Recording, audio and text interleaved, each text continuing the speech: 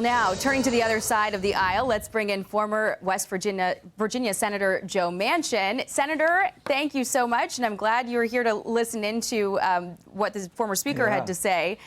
I want to take us back to start a conversation. Jackie, Kevin's a friend of mine, and I respect his position. We've been able to talk through these differences and everything. There's a deal to be had if they'll just sit down and work through it. All right.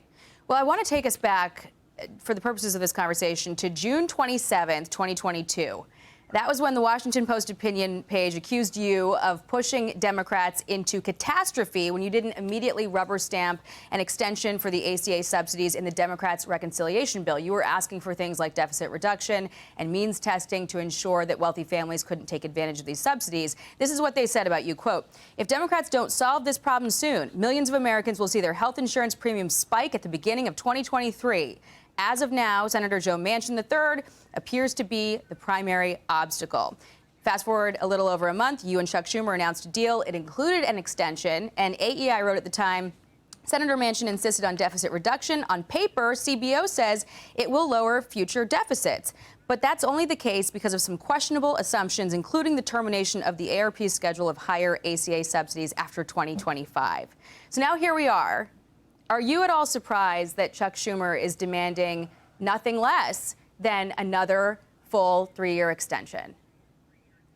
I'm not surprised, but they knew how I felt about that. First of all, health care is the highest expenditure that we have in federal government.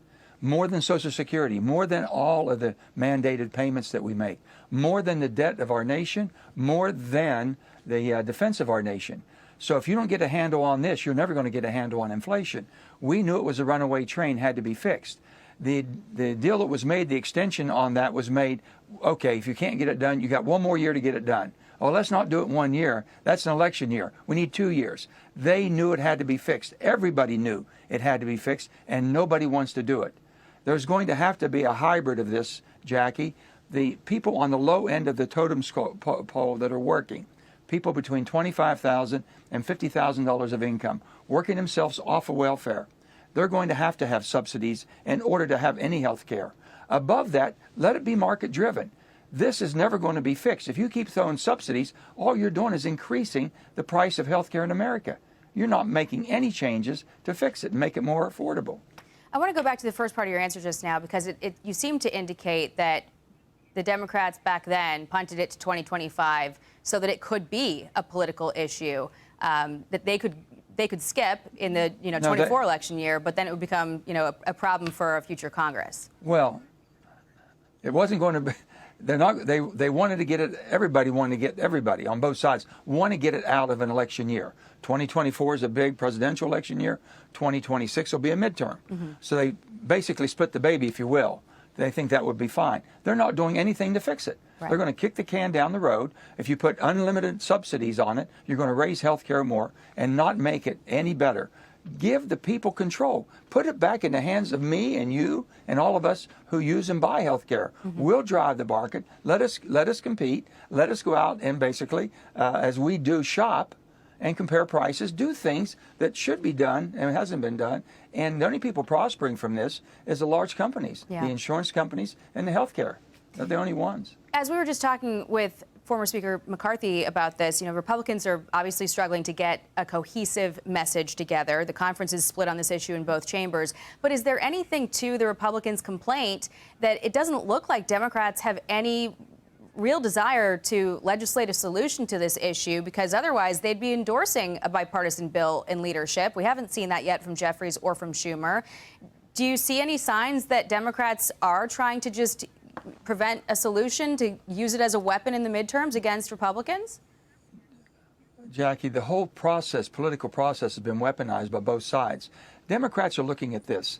There were 10 states in the nation did not basically have the subsidies. They did not have the extension of health care, Affordable Care Act. They didn't do that.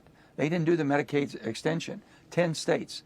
9 of those are solid red states. So the Democrats are thinking they'll take the biggest hit on this when these subsidies go away, and the basically exchange prices in the exchanges will go up. And that'll put more pressure on Republicans. It's horrible to play politics with something that has to be fixed, that could be fixed.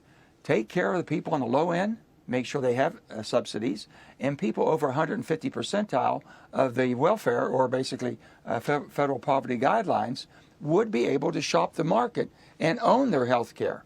And I think there's some good examples out there and some bipartisan. I think my friend Brian Fitzpatrick is working with Democrats to have a good process in the House.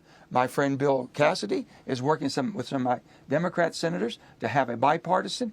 They have to turn to that. But politics is basically exceeding all of that and stopping it from happening.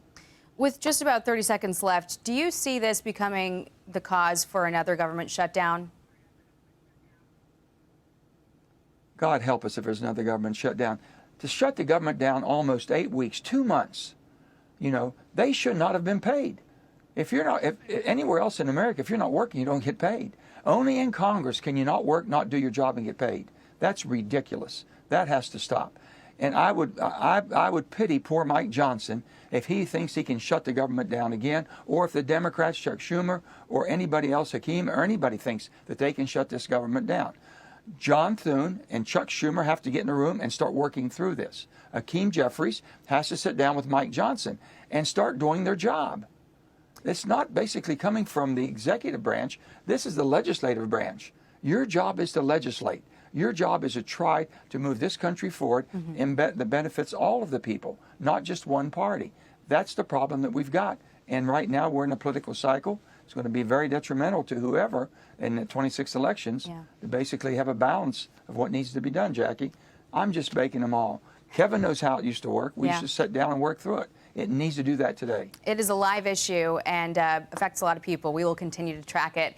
Former West Virginia Senator Joe Manchin, thank you very much, sir, for coming on the Sunday briefing. Always appreciate your time. And Merry Christmas to you all and happy, blessed holiday. Thank you. You as well, sir. Hey everyone, I'm Emily Campagno. Catch me and my co-hosts Harris Faulkner and Kaylee McEnany on Outnumbered every weekday at 12 p.m. Eastern, or set your DVR. Also, don't forget to subscribe to the Fox News YouTube page for daily highlights.